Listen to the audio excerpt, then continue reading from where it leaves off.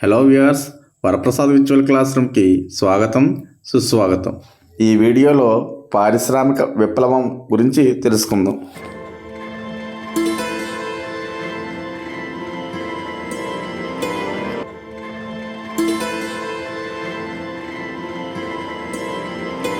మనం ప్రతిరోజు నిత్య జీవితంలో వినియోగించే వస్తువులు వివిధ పరిశ్రమల్లో తయారయ్యి మనకి వస్తుంటాయి. పరిశ్రమలు నడవాలంటే ఆయా వస్తువులను తయారు చేసే యంత్రాలు కావాలి.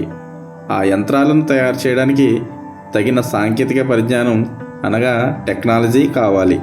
అయితే మీకు తెలుసా, 15వ శతాబ్దంకు ముందు మధ్యయుగం అంతా ఏ విధమైన సాంకేతిక పరిజ్ఞానం అభివృద్ధి చెందలేదు. దానితో ఎటువంటి నూతన పరిశ్రమలు ఏర్పడలేదు. ప్రాచీన యుగంలో అభివృద్ధి చెందిన కొద్దిపాటి పరిజ్ఞానంతోనే చిన్న చిన్న కుటీర పరిశ్రమలు నడిచేవి. 15వ శతాబ్దం తర్వాతే ప్రపంచంలో సాంకేతిక విజ్ఞానం పెరిగి యంత్రాలు తయారు కాబడి పరిశ్రమలు స్థాపించబడ్డాయి. ఈ పరిశ్రమల్లో భారీ స్థాయిలో వస్తువులను ఉత్పత్తి చేయడం విపరీతమైన సామాజిక ఆర్థిక మార్పులకు దారితీసింది. ఈ సామాజిక ఆర్థిక మార్పులే ఆధునిక యుగానికి దారితీశాయి.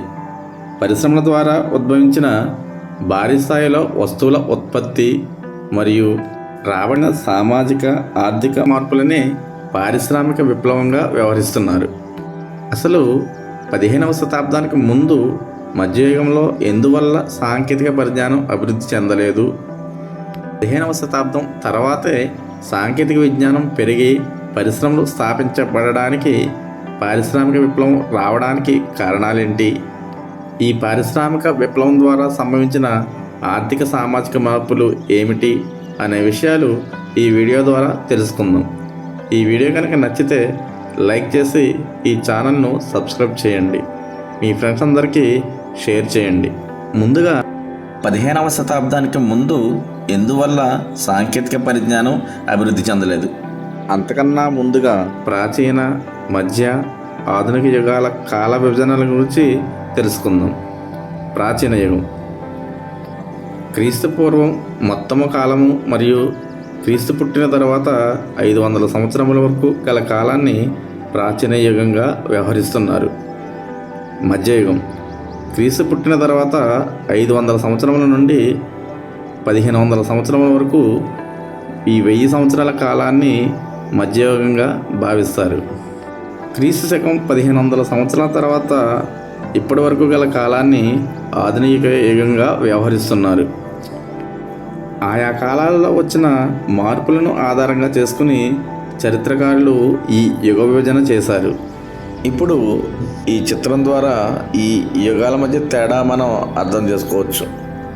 ప్రపంచవ్యాప్తంగా క్రీస్తు శకం 5వ శతాబ్దం నుండి ప్రాచీన మతాల స్థానంలో యూరప్లో క్రిస్టియానిటీ, ఆసియాలో ఇస్లాం మతాలు విస్తరించడంతో మధ్యయుగం ప్రారంభమైంది. ఈ మత ధర్మాలను కాపాడుకోవడానికి, విస్తరించడానికి మత వ్యవస్థలు పుట్టుకొచ్చాయి.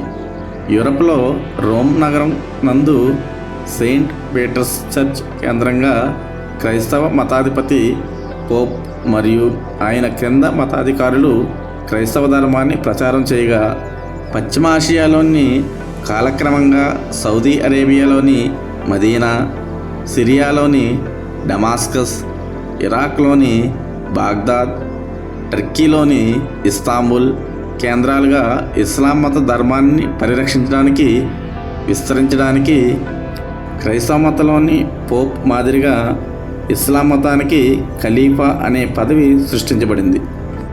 ఆసియాలోని అన్ని ప్రాంతాలు, మన భారతదేశంతో సహా మధ్యయుగమంతా ఇస్లామిక్ రాజ్యాలు స్థాపించబడ్డాయి. అటు యూరప్లోనూ ఇటు ఆసియాలోనూ మత సంకుచిత భావాలు బాగా వ్యాప్తి చెందాయి. ప్రజలను ఈ మతాలు నూతనంగా ఆలోచించడానికి, కొత్త విషయాలు తెలుసుకోవడానికి, శాస్త్రీయ విజ్ఞానం పెంపొందించుకోవడానికి అవకాశం ఇచ్చేవి కావు. ఒకవేళ అటువంటి ప్రయత్నాలు ఎవరైనా చేస్తే వారిని సంఘ విద్రోహ శక్తులుగా చిత్రీకరించి తీవ్రంగా శిక్షించేవారు. ఉదాహరణకు క్రీస్తు శకం 1వ శతాబ్దంలో ఈజిప్టుకు చెందిన టాలమీ భూకేంద్ర సిద్ధాంతాన్ని ప్రతిపాదించాడు. అనగా ఈ విశ్వానికి అంతటికీ ఈ భూమే మధ్యలో ఉంది అని అర్థం. క్రైస్తవ మత గ్రంథాలలో కూడా ఈ విశ్వానికి భూమినే కేంద్రంగా పేర్కొన్నారు. ఈ భూమి చుట్టూ విశ్వం వ్యాపించి ఉందని వీరు భావించారు. అయితే 15వ శతాబ్దంలో పోలాండ్కు చెందిన నికోలస్ కోపర్నికస్ సూర్యకేంద్రక సిద్ధాంతాన్ని ప్రతిపాదించాడు. ఈ విషయం మత సిద్ధాంతాలకు విరుద్ధంగా ఉందనే ఉద్దేశంతో ఆయన బయటకు ప్రచారం చేయలేదు. ఇటువంటి సంఘటనలు చాలానే ఉన్నాయి. మన దేశంలో వేద విజ్ఞానం, ఇతిహాసాలు, పురాణాలు అన్నీ సంస్కృత భాషలోనే ఉండి వాటిలో ఉన్న విషయాలు పండితులకు మాత్రమే తెలిసేవి, సామాన్య ప్రజలకు తెలిసేవి కావు. అదేవిధంగా క్రైస్తవ మత గ్రంథాలు అయిన ఓల్డ్ టెస్టమెంట్స్ మరియు న్యూ టెస్టమెంట్స్ గ్రంథాలు ప్రాచీన భాషలైన హిబ్రూ, అరామిక్, గ్రీకు భాషలో ఉండేవి. ఈ భాషలు తెలిసిన వారు యూరప్లో చాలా తక్కువ మంది ఉండేవారు. అందువల్ల కొంతమంది మతాధికారులు ఆ గ్రంథాలలో విషయాలకు తమ సొంత వ్యాఖ్యానాలు కూడా చేసి అమాయక ప్రజలను మోసం చేసేవారు. మధ్యయుగంలో యూరోపియన్ సమాజం ఈ విధంగా ఉండేది. మధ్యయుగ సమాజాన్ని 4 వరుసలుగా విభజిస్తారు. మొదటి వరుసలో రాజులు, రెండవ వరుసలో మతాధికారులు, భూస్వాములు, మూడవ వరుసలో సైనికాధికారులు ఉండి వీరంతా సమాజంలో ఉన్నత జీవితం గడిపేవారు.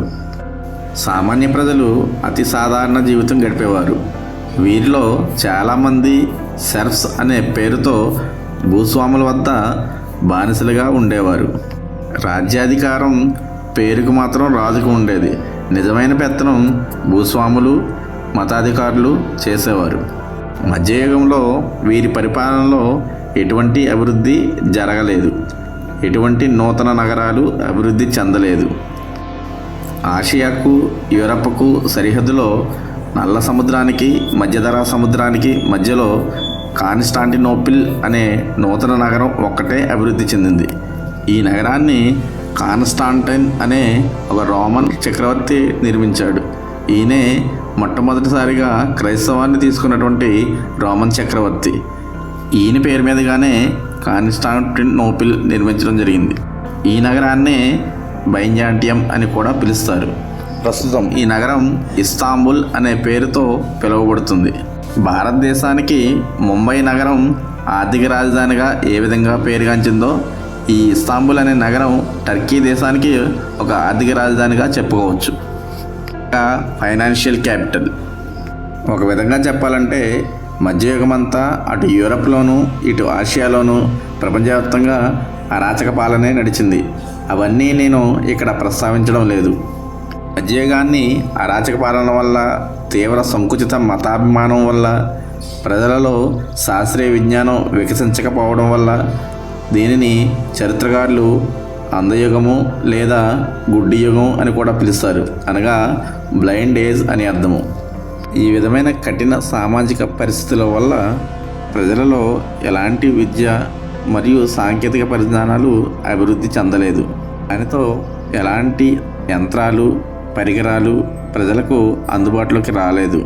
ఆ విధంగా ఏ విధమైన పరిశ్రమలు అభివృద్ధి చెందలేదు. ఈ విధంగా 15వ శతాబ్దానికి ముందు పారిశ్రామికీకరణ జరగలేదు. ఇప్పుడు 15వ శతాబ్దం తర్వాతే ఎందువల్ల సాంకేతిక విజ్ఞానం అభివృద్ధి చెందింది, అది ఏ విధంగా పారిశ్రామికీకరణకు దారితీసింది తెలుసుకుందాం. ప్రపంచవ్యాప్తంగా మధ్యయుగంలో మత వ్యవస్థలో పెరిగిపోయిన అవినీతి, మూఢనమ్మకాలు, అజ్ఞానం మత సంకుచిత భావాలను రూపుమాపడానికి, సంస్కరణ చేయడానికి ఇటు మన భారతదేశంలోనూ అటు యూరప్లోనూ మత సంస్కరణ ఉద్యమాలు జరిగాయి. భారతదేశంలో హిందూ, ఇస్లాం మతాలను సంస్కరణ చేయడానికి తులసీదాస్, కబీర్ మొదలైన వారు ప్రయత్నం చేయగా, యూరప్లో మార్టిన్ లూథర్, జాన్ కాల్విన్ వంటి నాయకులు క్రైస్తవ మతాన్ని సంస్కరించడానికి ప్రయత్నించారు. మధ్యయుగం చివరి నాటికి కొంతమంది వ్యక్తులు ఈ తీవ్ర మత మూఢ భావం నుండి బయటపడి రహస్యంగా కొన్ని నూతన అన్వేషణలు, ఆవిష్కరణలు చేయడం ప్రారంభించారు. అందులో అతి ముఖ్యమైన ఆవిష్కరణ జర్మనీకి చెందిన జోహన్నస్ గుటెన్బర్గ్ అచ్చు యంత్రం, అనగా ప్రింటింగ్ ప్రెస్. ప్రింటింగ్ ప్రెస్ను గుటెన్బర్గ్ 1428లో కనుగొన్నాడు. ఈ ఆవిష్కరణ జరిగినప్పటి నుండి క్రమంగా వందల సంఖ్యలో పుస్తకాలు ముద్రించబడ్డాయి.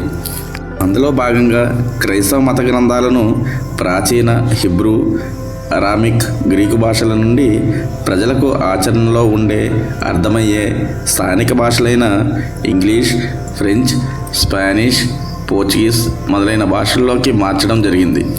ఈ విధంగా భాష మారిన గ్రంథాలను చదివిన తర్వాత మత గురువులు చేసిన సొంత వ్యాఖ్యానాలు ప్రజలకు రుచింపలేదు. మత గ్రంథాలలో ఉన్న విషయాలను ప్రజలు నేరుగా చదవడం ద్వారా తెలుసుకునే ప్రయత్నం చేశారు. ఈ విధంగా మత సంస్కరణ ఉద్యమాలు మరియు ప్రింటింగ్ ప్రెస్ ఆవిష్కరణ యూరోపియన్ ప్రజల మీద విపరీతమైన ప్రభావాన్ని చూపాయి. ప్రజలు సంకుచిత మత భావనల నుండి విడిపడి నూతన జ్ఞానాన్ని పొందే ప్రయత్నం చేశారు. మత గురువులు బోధించే నిరాడంబరత, అనగా బంగారపు ఆభరణాలు, ఖరీదైన దుస్తులు ధరించకుండా ఉండడం, అతి సాధారణ జీవితం గడపడం వంటి ఆలోచనల నుండి బయటపడి జీవితాన్ని సౌకర్యవంతంగా చేసుకోవడానికి సంపదను, ధనాన్ని సమకూర్చుకోవడం తప్పేమీ కాదని భావించడం ప్రారంభించారు. ప్రజలలో ఇటువంటి ఆలోచన విధానాల వల్ల, పెరిగిన సాంకేతిక పరిజ్ఞానం వల్ల పరిశ్రమలు స్థాపించబడి పారిశ్రామికీకరణ ప్రారంభమైంది.